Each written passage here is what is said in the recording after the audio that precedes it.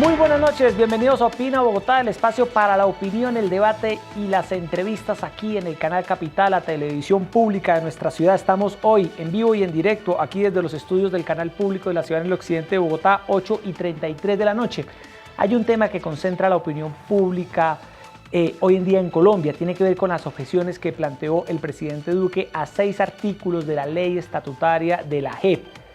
Ni más ni menos se trata del andamiaje con el cual se va a buscar juzgar a los miembros de las FARC y también se va a buscar garantizar la verdad, la justicia, la reparación y no la repetición. Estas objeciones han desatado una tormenta política. El presidente Duque dice que busca un consenso y busca realmente llenar unos vacíos que encontró en esa ley estatutaria, y la oposición ha señalado que el presidente Duque está poniendo en riesgo la paz. Es un tema complejo, jurídico, difícil de entender, y por eso aquí en Canal Capital esta noche vamos a conversar con el consejero presidencial de Derechos Humanos, Francisco Barbosa, para que nos explique muy bien el porqué de estas objeciones, también las dudas que hay en los sectores de oposición sobre este tema, qué viene para la paz en Colombia y otros temas que se han planteado. Ustedes pueden participar desde ya con el hashtag Opina Bogotá en nuestra transmisión en Facebook, en Twitter. Si tienen preguntas sobre este tema para dar una discusión de nivel, vamos a estar atentos y las iremos formulando. Consejero presidencial de Derechos Humanos y Asuntos Internacionales, Francisco Barbosa, bienvenido, buenas noches. Un saludo para usted, Yesid, para toda la audiencia, y muy contento de poderle aclarar hoy a la diferente audiencia esta circunstancia que tiene que ver con la JEP. Bueno, doctor Barbosa, iniciemos con noticias de hoy relacionadas con la JEP. Se ha conocido de un derecho de petición que habría enviado el presidente de la Cámara de Representantes, Alejandro Carlos Chacón, a la Corte Constitucional, preguntando si las objeciones del presidente Duque deben ser o no deben ser tramitadas por el Congreso. Y también se ha conocido de manera extraoficial una ponencia o una posible respuesta que daría la Corte a este derecho de petición, en el sentido de que el presidente no tendría facultades para haber objetado estos artículos. Sin conocer información oficial de un lado y del otro, doctor Barbosa, ¿qué piensa el gobierno de una eventual posición de la Corte, en el sentido de que no estaría el presidente facultado para lo que hizo? Bueno, yo creo que en primer lugar es necesario aclarar que esa información es una información, como usted lo dice, no confirmada.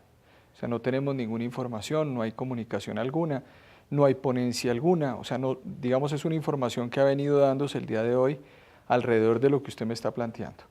Dicho esto, simplemente quisiera plantear un poco desde el punto de vista abstracto, porque no puedo hacer una respuesta concreta frente a algo que no conocemos, es decir que la Corte Constitucional tiene unas facultades que se encuentran en el artículo 241 de la Constitución, y dentro de esas facultades no está ser órgano consultivo de ninguna rama del poder público, ni tampoco de ningún ciudadano.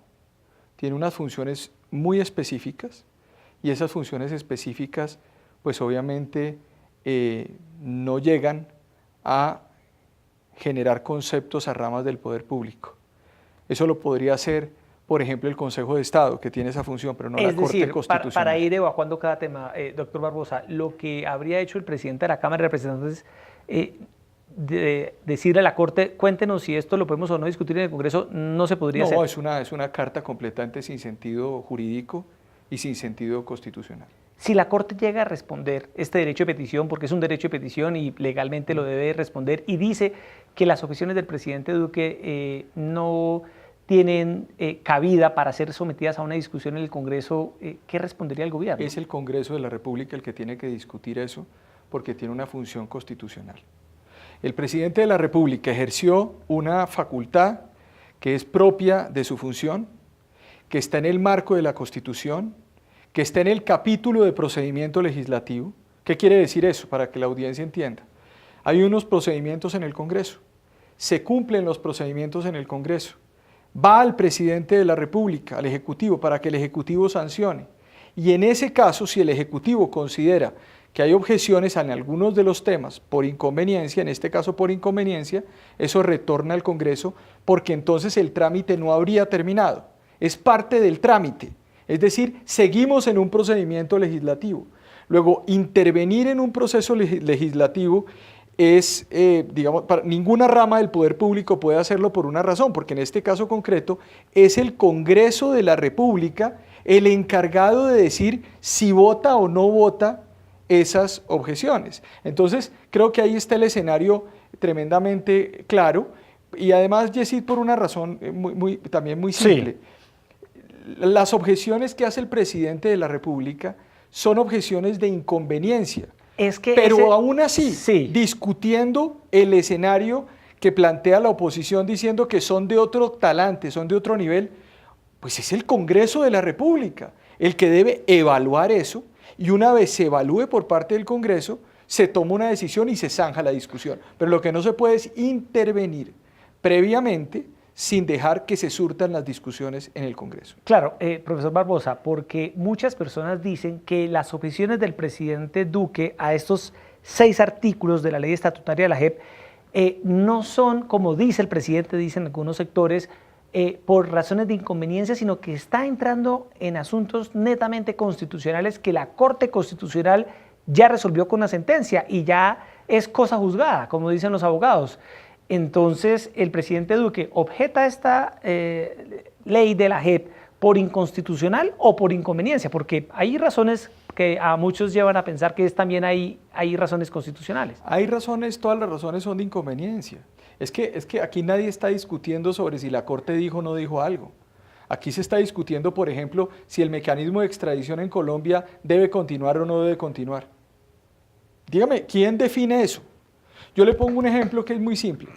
En ningún país del planeta, en ningún estado, pero en ninguno, se puede establecer que los mecanismos de extradición como cooperación judicial generen prácticas de pruebas, por ejemplo. Esa es una decisión que nosotros respetamos, se pueden tomar o no se pueden tomar, son constitucionales, por supuesto, pero es que aquí hay un tema de conveniencia para el presidente de la República. ¿Quién puede juzgar esa conveniencia? El Congreso, porque además es una conveniencia política. Es decir, que lo que hizo Duque lo hizo respetando la Constitución, lo podía hacer. ¿Por qué? Le pongo un siguiente ejemplo que me parece bien interesante.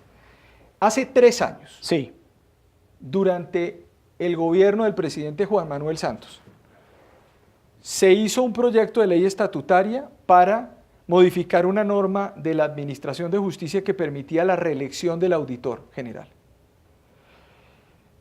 Proyecto de ley estatutario que salió del Congreso a la Corte Constitucional y la Corte consideró que era constitucional. Fue a Palacio de Nariño y el presidente Santos objetó el proyecto de ley estatutaria y había una sentencia de la Corte Constitucional que decía que era exequible.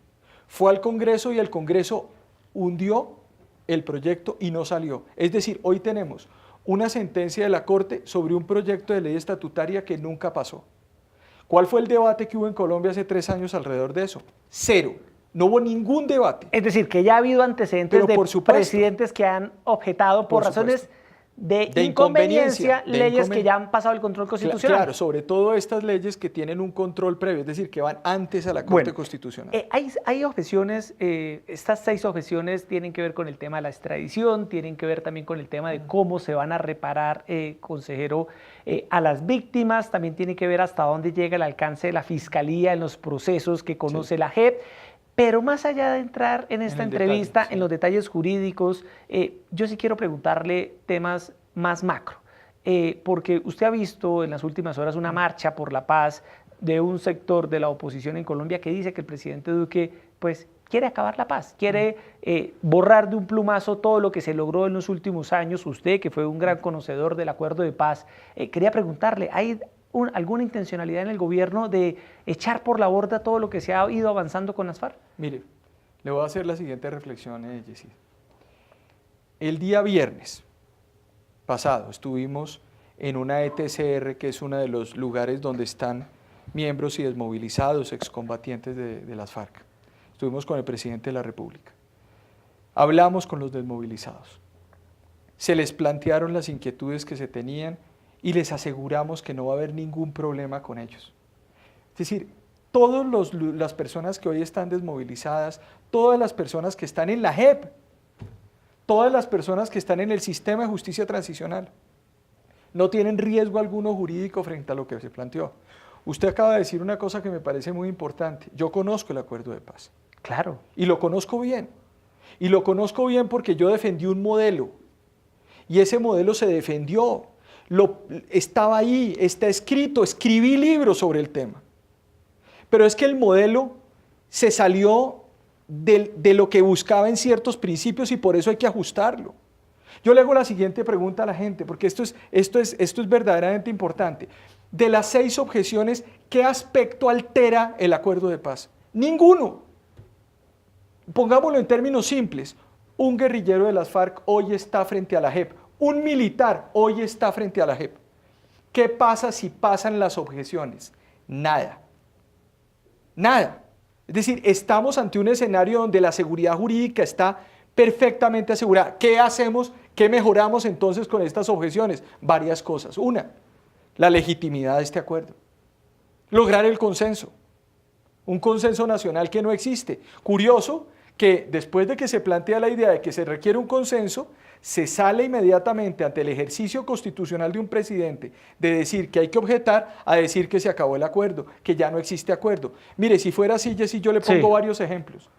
La Corte Constitucional, en sentencia del año antepasado, señaló que los civiles, si usted recuerda bien, los civiles no podían ir de forma obligatoria a la JEP. Los terceros. Los terceros. Eso fue acordado en La Habana. Eso fue acordado en La Habana. Y yo recuerdo el debate, ¿cuál fue? La Corte Constitucional, soberanamente, en virtud del Estado de Derecho, tomó la determinación de decir que esos terceros no iban directamente a la JEP. ¿Alguien dijo que se había acabado el acuerdo de paz? El Congreso de la República tomó decisiones muy importantes alrededor de ese tema. Entre ellas, el tema de los menores, el tema de los niños, el tema de las violaciones. ¿Alguien dijo que se había acabado el acuerdo de paz por el ejercicio de una facultad legislativa por parte del Congreso de la República? No fue el caso. El gobierno Duque no está acabando el acuerdo de paz. Pero además ni siquiera el acto del presidente es un acto que ni siquiera es definitorio. Él no tiene capacidad ni potestad de modificar el acuerdo. Él lo que dice es, en mi facultad constitucional yo tomo una decisión política en el marco de las objeciones de conveniencia o inconveniencia que tengo y que no son controlables por un juez, porque estamos hablando de la estructura del derecho constitucional y administrativo de 200 años en Colombia, y se lo doy al Congreso de la República para que el Congreso soberanamente diga sí o no, y termine el debate. Pero lo que quiero decir sobre esto es, lo que sí no puede pasar en Colombia es que el ejercicio de una facultad constitucional sea puesto en juego por nadie en la medida en que evidentemente el presidente de la República tiene esas facultades y hay unos mecanismos de cooperación armónica entre los poderes públicos hoy en Colombia. Consejero, usted conoce muy bien el acuerdo de paz, usted defendió la justicia transicional, escribió un libro, incluso con prólogo de Humberto de la Calle. Usted es considerado una de las personas que mejor conoce el tema de la paz en Colombia, lo estudió, lo analizó en diferentes foros, en diferentes medios de comunicación, y usted ha visto que en redes sociales muchos le dicen, bueno, doctor Barbosa, usted que es hoy el consejero de paz, de derechos humanos del gobierno Duque, ¿cambió de opinión? ¿Usted hoy en día no está con la paz, acaso? Quiero preguntarle eso y que aproveche usted este espacio para dar respuesta. Muy bien. Y lo digo con absoluta claridad. La paz es un derecho fundamental que hay que defender.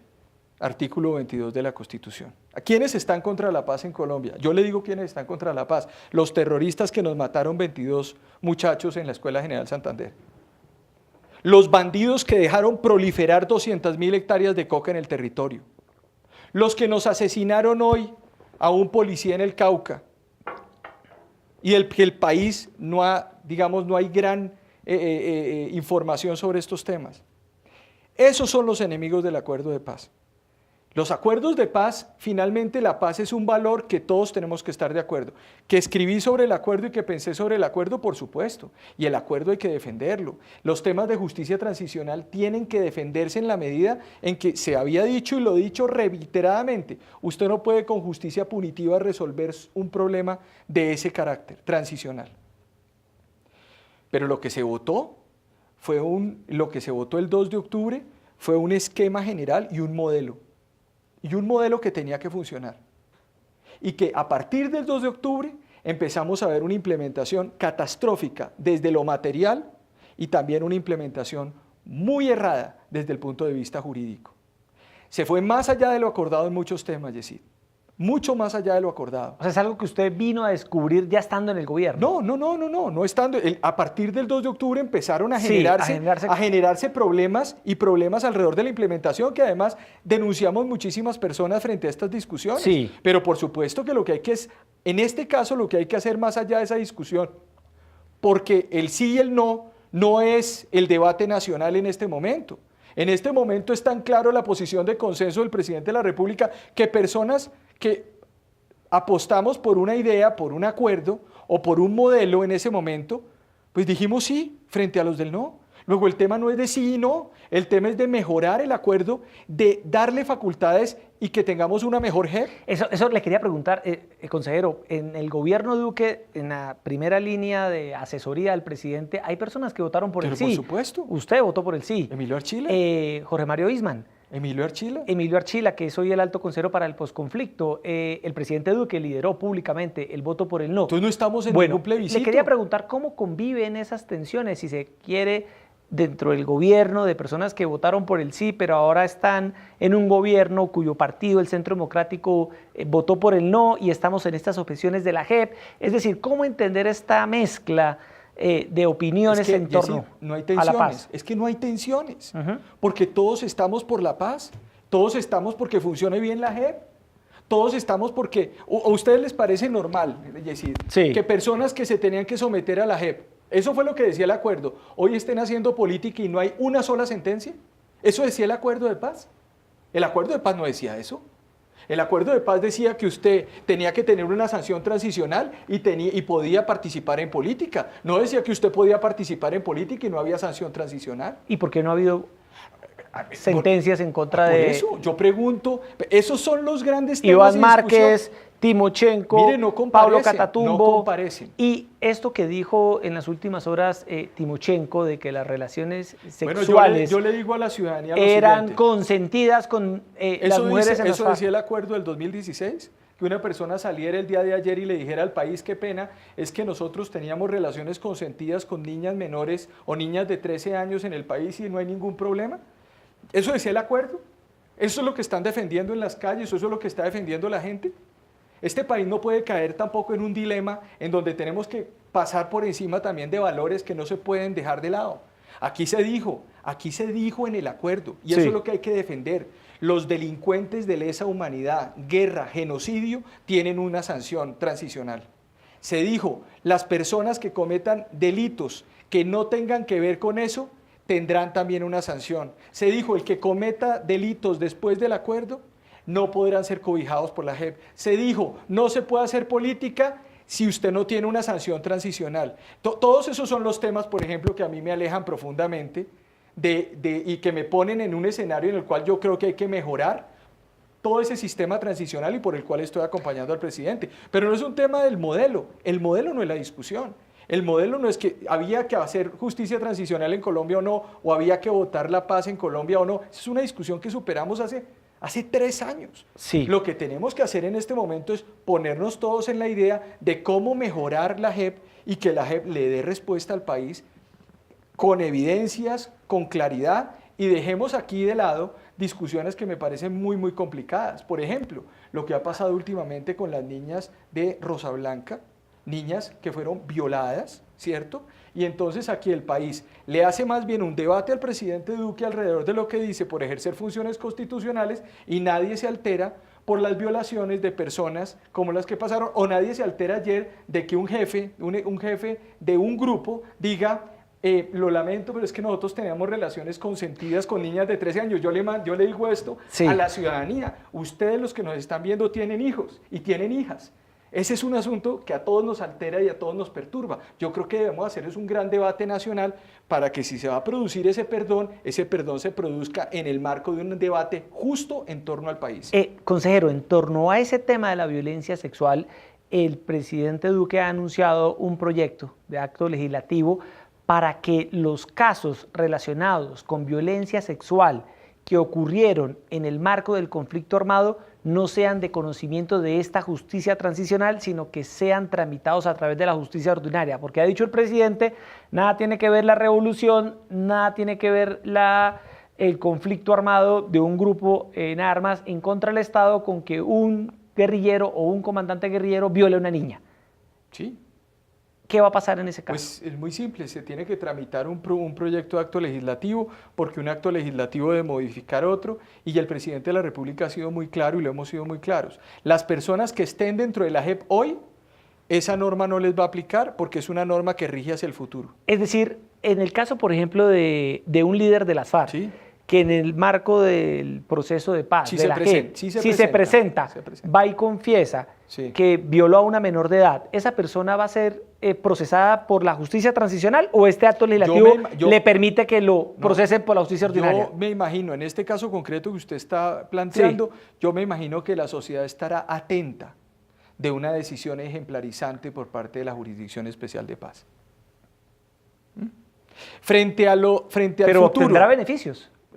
Tendrá los beneficios, nosotros no, ¿cómo se los vamos a arrebatar los beneficios con el acto legislativo? Porque el acto legislativo es hacia adelante, nosotros no podemos pasar por encima de eso, pero sí vamos a poner el caso concreto que uno podría analizar los diversos casos, el caso de quien no se haya presentado, el caso de quien haya comparecido y no haya dicho la verdad y abandone el proceso, el caso de los que en 5 años aparezca alguien que finalmente aterrice por cuenta de las investigaciones y diga, no, sí, yo no me presenté a tiempo, pero ahora me voy a presentar y aparezca en la Fiscalía investigaciones de este nivel. Esas personas tendrán que ir a la justicia ordinaria. Yo creo que tenemos que mandarle al país un mensaje, Yesid. Sí. El presidente de la República está gobernando con principios y a él lo eligieron 10.5 millones de colombianos. Aquí hay un mandato popular. Esto no es un tema simplemente de voces aisladas en una sociedad que dicen, a mí me parece normal lo anormal. No es normal que uno viole niños y le ponga un matiz político a eso. De acuerdo, eso fue lo que se discutió en el acuerdo, hay unas discusiones que se van a mantener, listo. Pero el presidente de la República dice, hay 3 temas en los cuales yo me la juego en el Congreso porque me parece a mí importante para el país. ¿Desconoce el acuerdo? No, en el acuerdo decía que el que siguiera violando las normas del acuerdo o cometiera delitos después del 1 de diciembre, la justicia ordinaria tenía que sancionarlo. Eso es lo que dice. ¿Estamos desconociendo algo? No. El acuerdo decía que el que cometiera delitos de forma continuada después del 1 de diciembre, pues tenía que ser sancionado por la justicia ordinaria. O sea, lo que estamos es corrigiendo y volviendo al acuerdo original. Llenando esos vacíos, pero el problema es que con la reglamentación que se ha venido haciendo, sí se han alterado parámetros que se establecieron en el acuerdo inicial. Y nos toca volver al acuerdo inicial y ayudar a construir un sistema que funcione. Mire, yo como colombiano, más allá de la función que yo desempeño, como profesor de Derecho Constitucional, yo lo que busco es que este capítulo sí se pueda cerrar bien. Queremos una paz, además, liderada por el presidente Duque.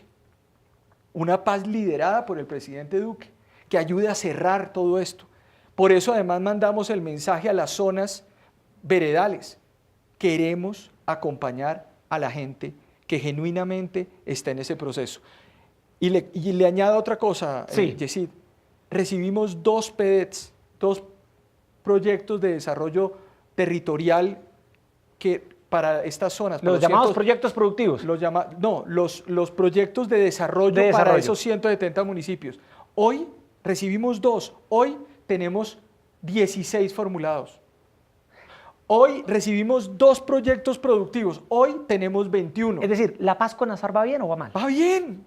Va bien. ¿Y por qué se percibe o por qué mucha gente percibe lo contrario? Cada semana el gobierno nacional, esto es bueno decírselo a la opinión pública, se reúne con las FARC en una comisión que se llama la CECIBI, que es la comisión de seguimiento. Entonces, ¿por qué la opinión pública, consejero, o por qué ciertos sectores políticos perciben que la paz con las FARC pues va muy mal. Porque hay gente que necesita eslóganes políticos para llegar a octubre tranquilamente, pero eso es un tema que evidentemente no hace parte de la agenda de país. El presidente de la República ya es presidente de la República, ya ganó la elección, aquí no hay reelección, es una persona que está gobernando para el país. Nosotros estamos gobernando efectivamente para tratar de resolver y darle sentido a este país en una cantidad de temas. Yo he recorrido 80 municipios, 82 municipios en estos 8 meses en Colombia.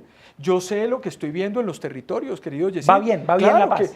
Mire, los discursos en las regiones son otros distintos a los discursos que hay aquí en Bogotá. Aquí hay grandes discusiones y en algunas ciudades, grandes discusiones sobre si el artículo 120, 130, 140, 100... La gente en el fondo, el ciudadano del común dice, no entiende. Bueno, pero finalmente eso se resolvió o no se resolvió. Claro, no, Consejero, lo que la gente quiere ver en este tema de la paz, primero es que haya una reducción de la violencia y de la delincuencia en las zonas donde antes había un conflicto armado muy intenso. La gente lo que quiere es que realmente los guerrilleros de las FARC que cometieron delitos paguen por lo que hicieron en este modelo de justicia transicional. Y lo que la gente quiere ver es que el país avance hacia la paz y que haya de alguna manera una tregua en esta guerra. Usted que está en los terrenos, usted que está en los territorios y lo vemos todas las semanas, lo hemos visto recorriendo al país, ¿usted siente que eso se está logrando en las regiones? Yo creo que hay algunas regiones que se logra y hay otras que no. Cuando usted tiene 200.000 hectáreas de coca en un territorio, pues usted básicamente lo que tiene es dinamita para generar conflictos sociales. O sea, aquí lo que se hizo fue decir, vamos a creer por un modelo de paz que resuelva el problema definitivamente de los colombianos. Así se llamaba, Acuerdo para terminar la paz estable y duradera. Para terminar el conflicto. El conflicto. Y garantizar una paz estable y garantizar una estabilidad. Bueno, muy bien. Tenemos unos problemas en los territorios complejos, en algunos territorios, por cuenta del narcotráfico. Por eso es que finalmente todos los temas se unen. Los temas se unen porque está el tema de la paz, está el tema, por supuesto, de cuáles son las herramientas que tiene el Estado hoy para poder enfrentar esa situación. Todos los escenarios se empiezan a unir, pero lo que sí quiero decir es una cosa. Hoy tenemos todos que defender la paz. ¿Y la paz cómo se defiende? Haciéndole las modificaciones que se requieran para poder ajustar todo eso y que las instituciones que fueron creadas sean instituciones que puedan también tener una legitimación popular. A mí me pueden decir es que están los actos legislativos, pero la gente no está creyendo, y la gente no está creyendo por una razón, porque no hay resultados. Eso es como cuando yo le digo, le voy a llevar los muebles el lunes, el martes, el miércoles, el jueves, y nunca llegan. Entonces llega un momento en que esa buena relación empieza a dañarse también con la gente, y la gente empieza a desconocer verdaderamente cuáles son los significados de eso. Entonces yo sí creo que lo que hay que hacer es restablecer, como dice el presidente de la República, el consenso. El consenso se restablece, pero que además se lea lo que dice el presidente en términos de franqueza. El presidente dice, restablezcamos los acuerdos. Y al día siguiente muchos sectores dicen, el presidente divide al país. Eso es lo que estoy diciendo, el presidente restablezcan los acuerdos. 37.8 billones de pesos destinados en el plan de desarrollo para la implementación de los acuerdos de paz en los próximos 4 años. Para el posconflicto. Sí. Oye, consejero, ¿qué piensa usted o qué opinión le merece la marcha que hubo en diferentes ciudades del país en defensa de la paz en las últimas horas? Pues eso es parte del ejercicio constitucional que tiene la gente de salir a marchar, ¿no? O sea, yo sí. sobre eso he sido un gran defensor del ejercicio de la libertad de expresión, de la libertad de manifestación. La gente tiene derecho a caminar, digamos, y caminar y protestar. Yo lo que digo es lo siguiente, lo que hay que hacer es, todos esos mecanismos son muy interesantes, esos mecanismos y esas movilizaciones siempre serán muy pequeñas, por supuesto, frente a los 10,5 millones de votos que sacó un presidente de la República que hoy tiene la legitimación para poder tomar las decisiones y poder conducirnos o llevarnos a un mejor país. Y yo creo que hoy lo que le estamos haciendo y estamos planteándole al país y lo que está planteando con esta decisión el presidente es que pues nos pongamos de acuerdo, que hagamos un consenso alrededor de estos temas. Yesid, llevamos muchos años alrededor de las discusiones de paz. Entonces, ¿qué vamos a seguir dividiendo el país? El país está dividido. ¿Qué es lo que se pretende hacer diciendo que el presidente no tiene facultades? poner al país a enfrentarse entre choques de poderes y no lograr consensos. ¿Acaso finalmente el plan de desarrollo que se discute en el Congreso es del presidente? ¿Es del país? Ahí están las carreteras que se requieren, ahí está la educación que se requiere, ahí están los diferentes mecanismos. Todo es el país. Bueno, ¿hay algún problema de desinformación, de tergiversación de las objeciones, de falta de conocimiento, quizá de una necesidad de hacer más pedagogía sobre lo que se está planteando? ¿O ve usted aquí también un juego político para tratar de alguna manera de afectar estas objeciones que, como usted dice, en nada afectan en últimas el proceso de paz con las FARC? Son parte de una discusión política nacional. Es decir, yo creo que es natural que la oposición salga y diga lo que quiera decir alrededor de eso, porque además el mecanismo es un mecanismo de conveniencia que va a terminar siendo resuelto en el Congreso. Explicarle a la opinión pública de qué es una objeción por inconveniencia o qué es una objeción por inconstitucionalidad, uno se lo explica a los estudiantes de Derecho de segundo año y se confunden en el examen final. No entienden muy bien las diferencias. Entonces vuelvo y repito, nosotros no estamos aquí en plan de dar clases de derecho constitucional a la gente, y el debate no es darle clases a la gente de derecho constitucional. Lo único es decirle a la gente: crean en su presidente, crean que el presidente lo está haciendo bien, estamos bien intencionados en este camino y queremos una paz fortalecida, una paz además que pueda unir a los colombianos y no dividirlos en el marco del consenso. Bueno, sin entrar en la lógica jurídica, como usted lo dice, doctor Barbosa, aquí hay, por ejemplo, uno de los artículos que se objetó, y quiero que usted, a nuestros televidentes, quienes nos siguen a esta hora en redes sociales, que están participando con sus opiniones, les explique muy bien. Dice que el artículo 7 de la ley no establece de manera clara la obligación principal de los victimarios para reparar integralmente a las víctimas. Esto se entiende. Acá lo que está diciendo el gobierno es: no es claro cómo un victimario va a reparar económicamente, moralmente, simbólicamente, si se quiere, a la víctima. Se dieron cuenta de que no era claro eso en la ley estatutaria de la JEP. Claro. Bueno, consejero, ¿qué propone el presidente para que esto se cumpla? Porque esto evidentemente es parte esencial para la paz, que los victimarios se disculpen y reparen a las víctimas. Pues lo que hay que hacer es que hay que poner lo que dice el Acuerdo de Paz de La Habana. ¿Qué dice? Pues que los victimarios, en el punto 5.1.3.7 del acuerdo, dice que las FARC y los victimarios deben reparar a las víctimas. ¿Y eso no quedó contemplado?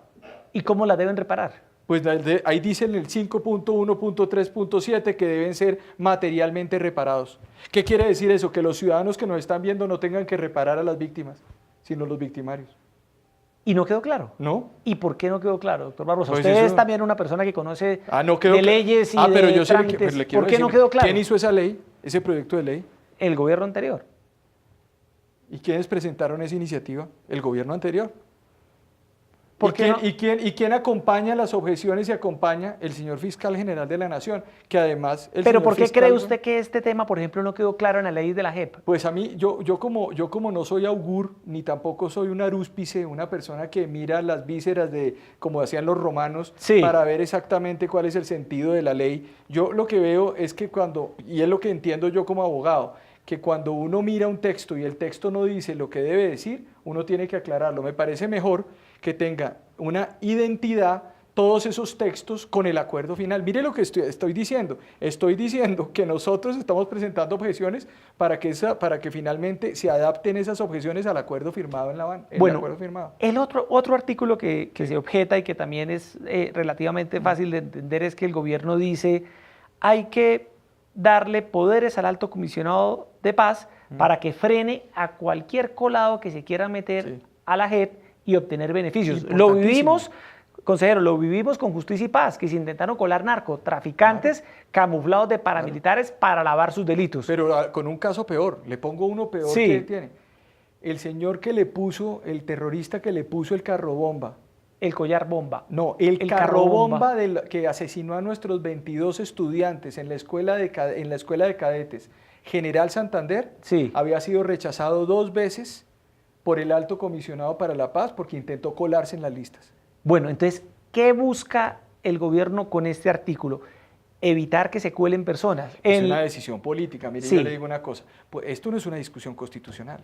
Y ahí voy donde digo, que se diga, la Corte Constitucional toma unas decisiones, efectivamente, pero hay una decisión de Estado, de presidente de la República, de decir que el presidente de la República, en el marco además, no solamente de la ley 489 que le da esa facultad, de la Constitución, es el encargado de dirigir todo lo relativo a la seguridad de este país. Él en su cabeza representa la dirección en todos los temas de seguridad del país. Él es el comandante en jefe de las fuerzas militares, él es el jefe de Estado, jefe de gobierno y jefe de las relaciones internacionales conforme a nuestra Constitución. Él, en el marco de esa facultad, es la única persona encargada de tener además control de esos temas. ¿Qué es la preocupación nuestra? Que esa facultad hoy está en la JEP y se puede terminar ampliando para otros procesos de paz. Y que se cuelen. Bueno, yo creo que ahí hay que aclararlo. Y la pregunta que yo hago aquí es la siguiente. ¿Eso no le parece que es de conveniencia para el país? ¿O eso es un asunto de constitucionalidad que tiene que ver con las normas constitucionales? Es un asunto de conveniencia, de conveniencia. Sí. Entonces, esos son temas que yo creo que hay que discutir en el marco de esta situación. El otro artículo que también es macro, consejero, es sobre el papel del Estado a la hora de perseguir o no perseguir a todos los responsables de delitos de lesa humanidad, porque se habla de la figura de los máximos responsables, porque si el Estado persigue a todos los responsables, consejero, usted que es experto en temas de justicia también, pues aquí en Colombia los despachos judiciales están muy congestionados. Claro. Entonces, ¿por qué el gobierno plantea esta objeción si se tiene en cuenta que si se persigue a todos los responsables, pues no va a haber justicia en Colombia que alcance? Entonces, ¿no sería de pronto quizá conveniente realmente perseguir solo a las cabezas de los delitos? El acuerdo de paz, yo vuelvo otra vez a la sí. Dice numeral 40, numeral 41, numeral 42 del capítulo 5. Dice, usted no puede haber amnistías ni indultos para la comisión de delitos de lesa humanidad, delitos de guerra y genocidio. ¿Por qué se hizo eso? Porque además la Corte Penal Internacional, pues obviamente tiene en el marco de su estatuto, tiene además unas proscripciones sobre ese tema. La misma Corte Interamericana de Derechos Humanos en una pluralidad de fallos ha dicho que no se puede permitir ni amnistías, ni indultos, ni ningún tipo de procedimientos de ese nivel a personas que han cometido delitos de lesa humanidad. ¿Qué ocurrió? Ocurrió finalmente que estamos totalmente de acuerdo. Los máximos responsables deben responder ante la justicia frente a ese tema, pero los que no son máximos responsables no pueden salir sin ninguna condición. Como está ¿Y qué les debe pasar? Claro, ¿verdad? Justicia y reparación también. Es decir, su justicia para todo el mundo. Pero además justicia transicional. Es decir, pues que no solo las cabezas, tienen que sino decir todos. qué pasó. Pero los que cometieron delitos tienen que decir, ahora, no es... Tal y como está, solo son los máximos responsables. Pues, sí, tal cual. Y eso es lo que se busca corregir. Nos parece inconveniente y hay que plantearle al Congreso esa discusión por una razón, porque usted tiene que, no solamente por cuenta de la interpretación que está teniendo el gobierno, que es una interpretación de conveniencia política, porque nos parece que no podemos mandar mensajes a futuro desde ningún punto de vista sobre ese tema, sino porque la Corte Penal Internacional y Fatou Bensouda, la fiscal de la Corte, lo ha manifestado claramente. Y de hecho, la misma Corte Constitucional ha hablado de los regímenes de condicionalidad en sentencia del 2017. Entonces, no es un tema de capricho. Esto no es capricho, son 159 artículos, Yesid. En este momento hay acuerdo sobre 153 artículos. Tenemos 6 artículos donde hay discusión y estos artículos tienen ese componente de conveniencia que tiene el presidente de la República. Consejero, se nos empieza a acabar el tiempo, se nos ha pasado rápido en esta entrevista para conocer muy bien la posición del gobierno con estas objeciones, también con la paz. ¿Qué puede pasar en los próximos días? ¿Esto en qué puede llegar a terminar? Supongamos, consejero, que la Corte Constitucional finalmente le responda el derecho de petición al presidente de la Cámara de Representantes, como se dice extraoficialmente, y le diga, señor Alejandro Chacón, el Congreso no tiene facultades para estudiar estas objeciones del presidente Duque, porque, por cierto, estas objeciones del presidente Duque no dan a lugar. ¿Qué va a pasar? Entonces, si esa llega a ser la respuesta. Son suposiciones. Entonces, podríamos suponer también esa y muchas otras cosas adicionales, pero yo lo diría lo siguiente. Sí. Yo creo que lo que hay que hacer frente a este asunto es serenarse, esperar los resultados que tenga los próximos días estas discusiones. Entiendo que ya hay unas comisiones accidentales, unas comisiones de ponentes en ambas cámaras. Se presentó la de la Cámara de Representantes y la del Senado, y que se discutan en el Congreso. Que se discutan. Si llega la famosa carta del derecho de petición, esa carta y ese derecho de petición pues no tiene incidencia alguna dentro de la discusión que se tiene que plantear en el Congreso de la República, porque en este momento están radicadas las objeciones en el Congreso de la República, y las objeciones, repito, son parte de un trámite legislativo ya. Las normas dicen que vuelven al Congreso, eso es parte del Congreso. Si en el Congreso estas objeciones se hunden, el presidente tiene que... Mire, el presidente de la República sanciona la ley. Aún con artículos que a él no le gustan. Sanciona la ley. Aún con artículos que a él no le gustan. Porque eso lo hace un demócrata. O sea, lo haría. Eso lo hace un demócrata. Es que como estamos acostumbrados a tener aquí en el país personas que uno no sabía cuáles eran las salidas, porque además eran inciertos, ¿sí? Porque se creaban todo tipo de... El presidente de la República es un hombre que anda con la Constitución en la mano y toma decisiones. Sobre eso, si se objetan y no se admiten esas objeciones, el jefe de Estado firma la ley estatutaria y no hay ningún inconveniente. Ejerció sus facultades constitucionales, le envió una señal al país diciendo eso, y continuaremos las discusiones en el medio del acto legislativo para avanzar en este proceso que yo creo que nos debe conducir, decir, uno, a defender la paz, porque la paz hay que defenderla y lo sigo creyendo. Dos, defender el modelo de justicia transicional, que hay que defenderlo, pero además defender a las víctimas. A las víctimas. Grandes discusiones en Colombia alrededor de todo tipo de cosas, y las víctimas están en el fondo del cajón. Ahí está errado el sistema. Usted me decía, usted conoció muy bien y conoce muy bien el acuerdo. ¿Quiere que le diga cuál es el fundamento del acuerdo? El fundamento del acuerdo eran las víctimas, no los victimarios.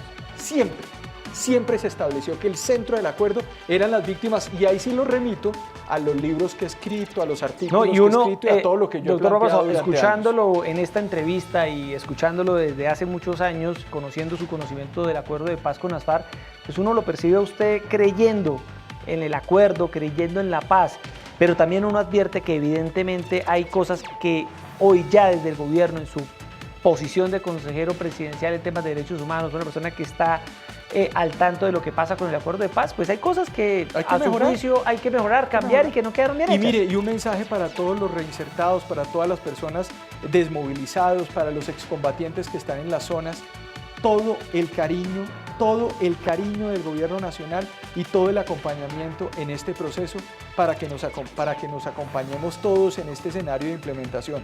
El día viernes, como le dije, estuvimos allá, compramos hasta unas botas, había una empresa que tiene un proyecto productivo muy bonito, compramos unas botas con el presidente de la República, almorzamos con ellos allá, estuvimos toda la tarde conversando, mire, de una manera muy tranquila. Y yo creo que el mensaje que yo sí quiero mandarle al país es: bajemos un poco la temperatura y tratemos de buscar consensos y no disensos en Colombia. Yo creo que este país requiere más optimismo y menos pesimismo en el marco del tema. El problema no es Iván Duque, el problema no es el presidente Iván Duque. Iván Duque es un presidente por 4 años y él va a estar ahí y está pensando en el país. El problema es el país, y nosotros en el fondo tenemos muy claro, absolutamente claro, que el compromiso es con Colombia, y por ende todo lo que se está haciendo, plan de desarrollo, avance en las regiones, son de los colombianos, no del presidente de la República. Aquí no hay proyectos individuales, hay un proyecto colectivo de nación. Consejero presidencial en temas de derechos humanos, asuntos internacionales también, Francisco Barbosa, gracias por estar esta noche aquí en vivo y en directo. Son las 9:15 de la noche, aquí desde Canal Capital, respondiendo, aclarando todas las dudas que hay en torno a estas objeciones del presidente Duque y la ley estatutaria de la JEP. Muchas gracias y buenas noches. Muchas gracias, Jessy, un saludo a la audiencia. Bueno, a todos ustedes muchas gracias por estar conectados con Canal Capital. Los invitamos a seguir este programa en las redes sociales, también en nuestra página web conexioncapital.co, seguir la transmisión en Facebook, seguir la transmisión en Twitter. Ahí pueden estar al tanto de nuestro programa Opina Bogotá, y sigan como siempre en sintonía de Canal Capital, la televisión pública de nuestra ciudad. Muy buenas noches.